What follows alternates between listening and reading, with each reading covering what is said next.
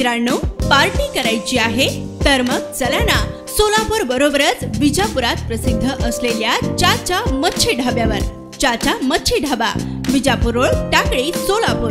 संपर्क 9765 व्यवसायात झालेले नुकसान भरून काढण्यासाठी आरोपीने आपल्याच चुलत भावाच्या घरी चोरी केल्याची घटना नवी मुंबई येथे घडली आहे. या प्रकरणी आरोपीस पोलिसांनी बेड्या ठोकल्या असून या संदर्भात वरिष्ठ पोलीस निरीक्षक दिलीप चव्हाण यांनी अधिक माहिती दिली आहे. सर, काय झालं? गडबडीचा गुन्हा झाला होता, त्यामध्ये आरोपी अटकले, 100% रिकव्हरी झाली. कधी हा गुन्हा घडला होता आणि कशा प्रकारे रिकव्हरी करून आरोपी लागले? 19 ऑगस्ट 2024ला रक्षाबंधन आणि नारळी पौर्णिमा होती. तर त्या दिवशी एक फिर्यादी रणजित सिंग, कल्याण सिंग, राज पुरोहित हे त्यांच्या कुटुंबासह मंदिरमध्ये दर्शन घेण्यासाठी गेलेले होते. मंदिरवरून ते परत आले त्यावेळी त्यांचा मेन गेट आणि बेडरूमचा टाळा हे तुटलेला दिसला. त्यांनी आत जाऊन तपासणी केली. त्याच्यामध्ये त्यांचे जवळपास 35 ते 37 तोळे सोने, 1.5 किलो चांदी आणि रक्कम जवळपास 15.5 लाख रुपये चोरीला गेल्याचे त्यांच्या निदर्शनास आले. त्यानंतर त्यांनी पोलीस ठाण्यास येऊन तक्रार दिली.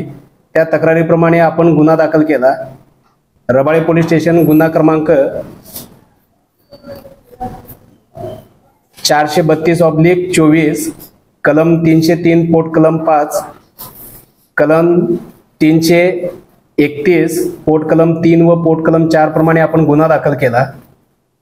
घटनास्थळी स्वतः पोलीस उपायुक्त परिमंडळ हे श्री डहाणे सर यांनी व्हिजिट केली.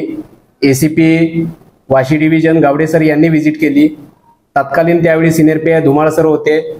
क्राईम साहेब, थिटे साहेब आणि डिटेक्शन ऑफिसर त्यांनी घटनास्थळी जाऊन बारकाईने पाहणी केली. सध्या त्या ठिकाणी आपल्याला कुठलाही क्लू नव्हता.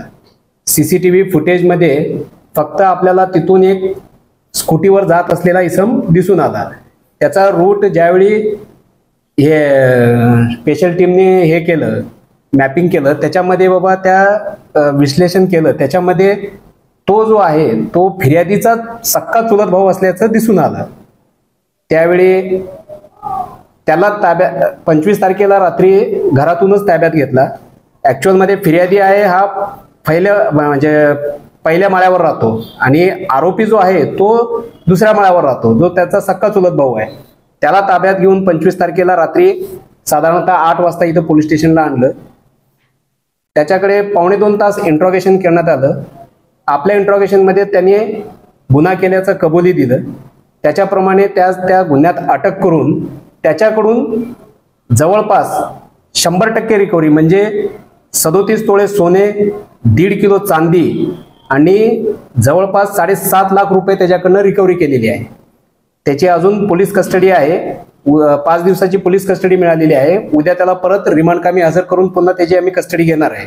आणि याच्या चोरीचा मागचा उद्देश काय होता? दोघं भाऊच होते आणि त्याला कसं कळलं की घरामध्ये इतकी लोक कॅश आणि इतकं सोनं आहे ते? बरोबर.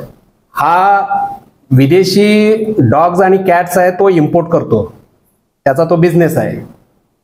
आताच रिसेंटमध्ये त्यांनी चायनामधून एक डॉग इम्पोर्ट केला होता. 12 लाख रुपये समथिंग त्याची प्राइस होती. परंतु तो डॉग आहे ना तो मयत झाला, त्याच्यामुळे त्याला लॉस झाला. आता लॉसमधून आपण बाहेर कसं निघायचं हा त्याचा विचार चालू होता, जे चौकशीमध्ये रिव्हील झालं. त्याला माहित होतं की बाबा घरी भावाकडे बाबा घरामध्ये त्यांचा बिझनेस आहे, त्या बिझनेसचे पैसे आहेत, जवळपास बाबा घरगुती खानदानी आपले सोनं नाणं आहे आणि नातेवाईक असल्यामुळे घरी ये जा असल्यामुळे त्याला ते घराची पूर्ण माहिती होती. आणि हे ज्यावेळी मंदिराला दर्शन घेण्यासाठी गेले तर ती संधी साधून त्यांनी बाबा ते काम करून घेतलं. इवन तक्रार देताना सुद्धा फिर्यादीसोबत हा आरोपी पोलीस स्टेशनला आलेला होता. नंतर हे तपासामध्ये तोच असल्याचा निष्पन्न झाला. तपासामध्ये आरोपीबाबत अजूनही यापूर्वी असे काही गुन्हे वगैरे केले असं काही निष्पन्न झाले?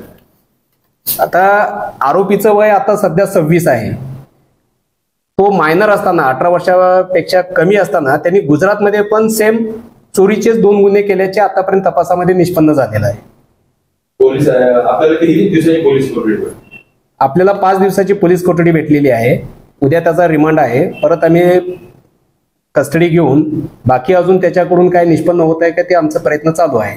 आरोपी एकच आहे. आरोपी एकच आहे. आता बघायला गेलं की इतकी मोठी रक्कम एका व्यक्तीने स्वतःच्या घरात ठेवली होती, इतक्या मोठ्या प्रमाणामध्ये सोन्याचे दागिने ठेवले, त्यांनी एखाद्या जर लॉकरमध्ये ठेवले असते तर कदाचित अशी घटना घडली नसती. तर तुम्ही एक सामान्य नागरिकांना पोलीस या नात्याने इतकी मोठी घरात रक्कम न ठेवण्याकरता काय आव्हान? आमचं आव्हान हेच आहे की बँकेने खूप काही सुविधा पुरवलेल्या आहेत, लॉकर सिस्टम दिलेलं आहे, इवन फ्री ऑफ कास्ट पण तुम्हाला सेवा पुरवली जात आहे. तर तुम्ही बाबा इतकं दागिने पैसे घरी न ठेवता आपल्या अकाउंटवर किंवा लॉकरमध्ये बाबा सदरचे दागिने ठेवावे, हेच आम्ही रवाळे पोलीस ठाणेकडून आवाहन करतो.